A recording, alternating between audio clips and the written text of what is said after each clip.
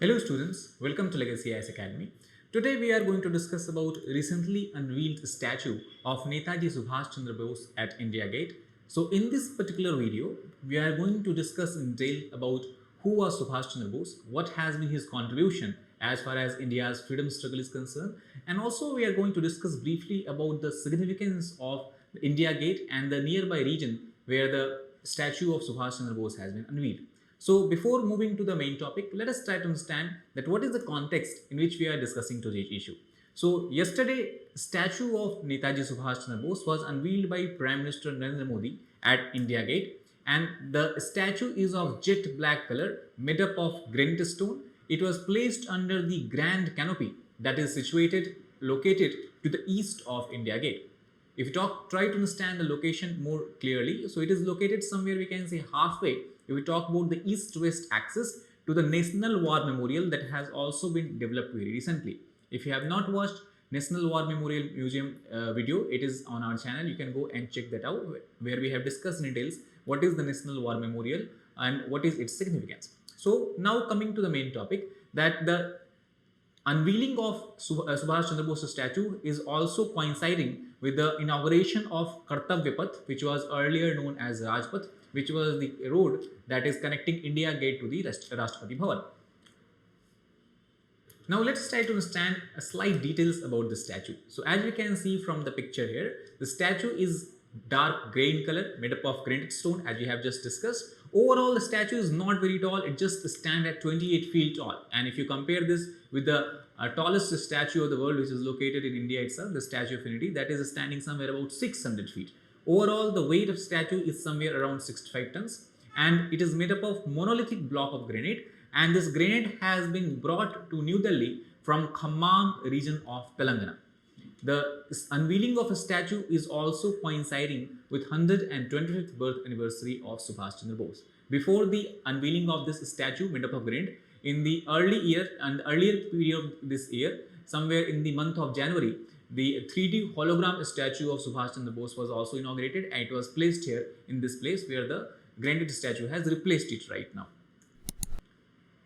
So what is the significance of this India Gate canopy where the Subhash Chandra Bose statue has been placed? So if we try to understand it with the timeline of history, we can say it was year 1936 when Edwin Lutyens, who is considered to be the main architect of the central region of Delhi, which houses North Block, South Block, Rashtrapati Bhavan, India Gate and the nearby region. So it was he who was the main in charge of or main architect of this grand canopy. Then to give a tribute to the then recently deceased Emperor of Great Britain and also by extension Emperor of India, as India was under British rule during this time, King George V, to pay a tribute to him, his 50-foot marble statue, as you can see from this picture given here, was also placed here. If you look at the marble statue of King George V, you can see he is wearing the crown and also the robe. Then further, between 1946 to 1968, as India got independent, there was a widespread opposition among all the political parties in the parliament and everywhere that this statue of King George V is a remnants of India's colonial past, and that is why it should not be placed here. It should be removed at some other places, because this is the central part of Delhi. Thus, upon further deliberation, somewhere in the year 1968, the statue of King George V was moved to Coronation Park, which is located near the ISBT Interstate Bus Terminus near the Yamuna River in North Delhi. This Coronation Park is the same park where the Grand Delhi Darbar has been arranged in year 1877, where the Queen Victoria was declared as Empress of India as well. Till then, Queen Victoria has a title of Empress of Great Britain and the Ireland. Further, in year 1903, to commemorate, we can say, ascendancy of King Edward VII, and further in year 1911, to commemorate the ascendancy of King George V on the British throne, further Delhi Darbar has been arranged. It was in 1911, for the first time, the Emperor of Great Britain, King George V, visited Delhi and was present in this Delhi Darbar. Then further in year 1968, after the King George V statue was removed from this India canopy, the discussion and debate started that whose statue should replace it. So there was several arguments. Some of the politicians suggested that it should be the statue of Mahatma Gandhi which should be placed here. Some of the politicians also suggested that we should commemorate our first Prime Minister Jawaharlal Nehru and his statue can be placed here. Then further, after the assassination of Indira Gandhi, it was also suggested that Indira Gandhi's statue can also be placed there. But there are large-scale disagreements among all the political parties, and there was not a single consensus on a single name. And that is why, since 1968 till yesterday, the canopy was like an empty canopy without any statue. So let us try to understand that who was Subhash Chandra Bose, whose statue has been put up in the India Gate canopy by the Prime Minister Narendra Modi. So we try to understand the early life of Subhash Chandra Bose. He was born in year 1897 in the Cuttack district of right now Odisha. That time it was part of Bengal, in a Bengali family, and he was the ninth child of Janaki Nath and Prabhavati Bose. Subhash Chandra Bose's father Janaki Nath Bose was a lawyer, and he paid a very important and strong emphasis on having English schooling, and that is why in the early schooling period Subhash Chandra Bose was sent to English medium school. Further, when he went to college, somewhere in year 1930, he joined Presidency College in Calcutta, where he became a student of philosophy. It is in this college he has a run-in with his history teacher, when history teacher went on the class and said that British is on a kind of refining mission in India, where they're trying to re-civilize Indian people, and that is why Subhash Chandra Bose and his friend become very angry and basically beat the professor later on after the class. After this, he was expelled from Presidency College. However, later on, he joined a Scottish Church College, where his education continued. Further, after completing his education from India, he went to London somewhere in year 1920 and joined Cambridge University so that he can prepare for Indian Civil Services examination. However, it is during this time he was very much influenced by Swami Vivekananda and also his guru, we can say Ramakrishna Paramhams. And also at the same time, he was very much interested and wanted to join Indian freedom struggle, and that is why he resigned from ICS to join Mahatma Gandhi-led national movement. Then after joining, he come back to India somewhere in year 1921, and after coming to India, the first thing he wanted to do was to obtain an audience to have a discussion and talk with Mahatma Gandhi so that he can understand that what is Gandhi's plan to get India freedom. Then it is during this discussion or also later stages also there is a kind of ideological differences that have emerged between these two leaders, Subhash Chandra Bose as well as Mahatma Gandhi. So let us try to understand what were the main points on which these two personalities differ. So the first main point of difference is where Gandhiji wanted to wait for a longer period of time before India can get independence. Subhash Chandra Bose wanted immediate action. He said that even if we cannot get result fast, even if India cannot get independent so fast, at least we should have some immediate action in that particular direction.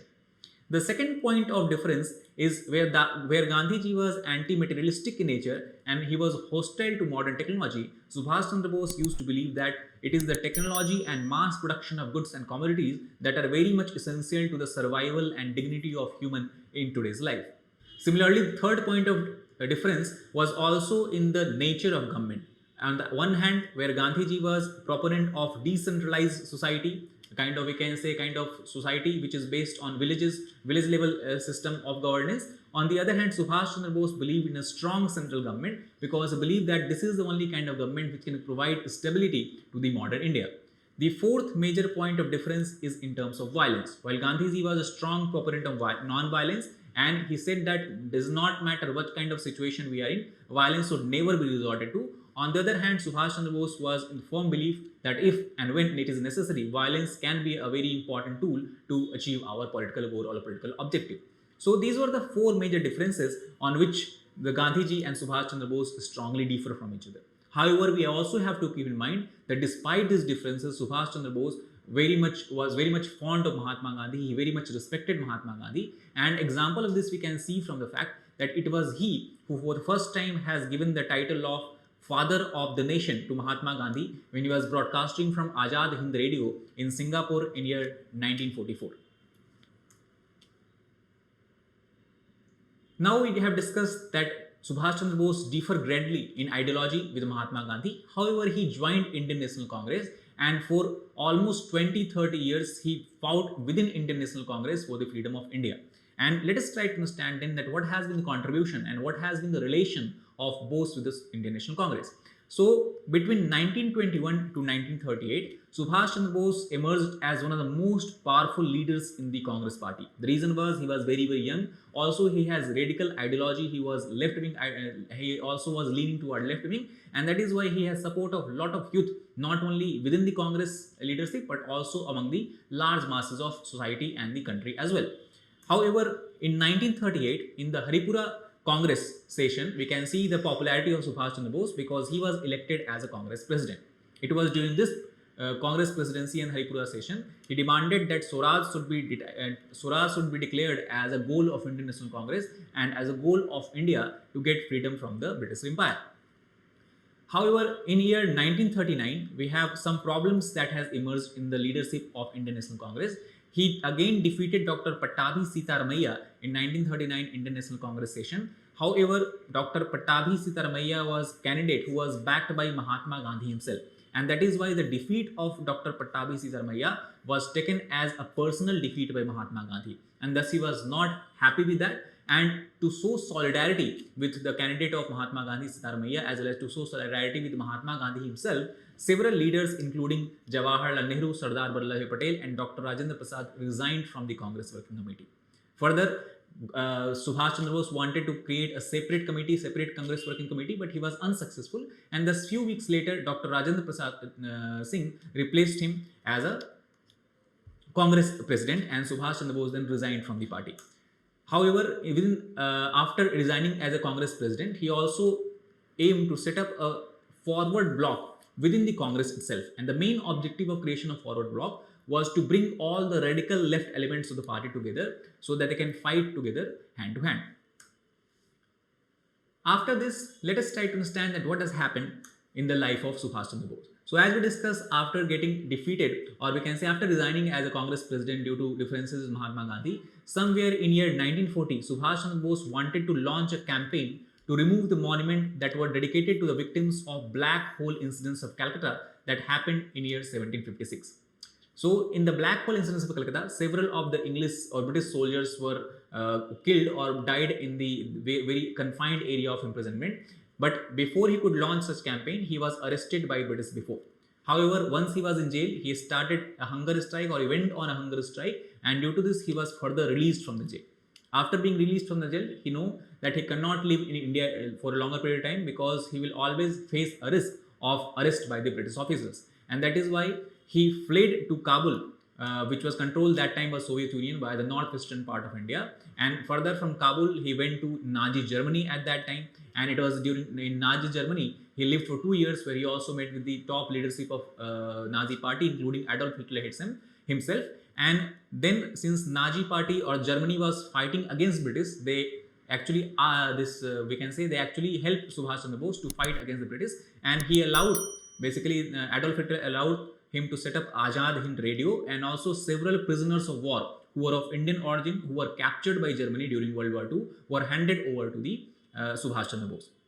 However, after spending few years in Germany, he realized that he cannot do a lot for the independence of India, and that is why he paid and focused his attention toward East India, basically Singapore and Japan, because Japan was also fighting against British, and Japan was willing to help Subhash Chandra Bose against the British Empire. And that is why when the World War II was on its maximum height, or we can say on its pinnacle, he left to Tokyo via submarine. And after crossing submarine through Atlantic Ocean, he then reached to Cape of Good Hope, and after reaching to Cape of Good Hope, he went on to Madagascar, and then here he come out. He then made his journey on a kind of rubber boat with his colleague to Sumatra, and Sumatra, that is part of Indonesia. And after from Sumatra, there he took a flight and went to Japan. Further, in October 1943, he came to Singapore from the Japan, and it is during this time, in the month of October, that he has set up a provisional government of the Azad Hind. Further, as the World War II become more intensified, the headquarters of Azad Hind government was shifted to Rangoon, that is in present-day Myanmar. And it is during this time that he has also created a special women battalion or women regiment under Indian National Army. It is called as Rani Jhansi Regiment, and with Indian National Army soldiers that were made up of generally prisoners of war that was captured by Japanese and Germans. And then he started fighting, and then he moved to Arakan front, that is in Myanmar.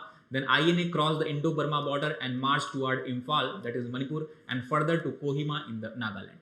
However, this march was disrupted significantly when the INA and the Rani Jhansi regiment reached Imphal. It was during this time the British and British Indian armies, with the help of American air support, were able to defeat the Japanese forces. And due to the defeat of Japanese forces, the INA and Rani Jhansi regiment led by Subhash Chandra Bose has no other option but to retreat on foot to Thailand, while at the same time they are facing incessant enemy fire. Once they had to retreat back to Thailand, it is during this time that atomic bomb was also dropped by United States of America on the two cities Hiroshima and Nagasaki in the Japan in the month of August 1945. The drop of this atomic bomb on Japan is one of the most significant event that has happened in the history of not only history of World War II but also in the history of whole humanity. And the defeat of Germany, we can say the dropping of atomic bomb on the Japan have led to Japanese surrender, and on 16th August, after Japan's surrender, Subhash Chandra Bose left Southeast Asia on a Japanese plane and headed toward China. It is during this time that very unfortunate incident has occurred, and the plane has crashed while on its way to China. It was believed that even after crashing of plane, Bose was definitely very badly burned, but still was alive for some time. This is as per text referred by historian Satadru Singh. So that was the whole history of Subhash Chandra Bose and his unfortunate death. So I hope you understood about this whole topic very well. That is all for today. Thank you very much.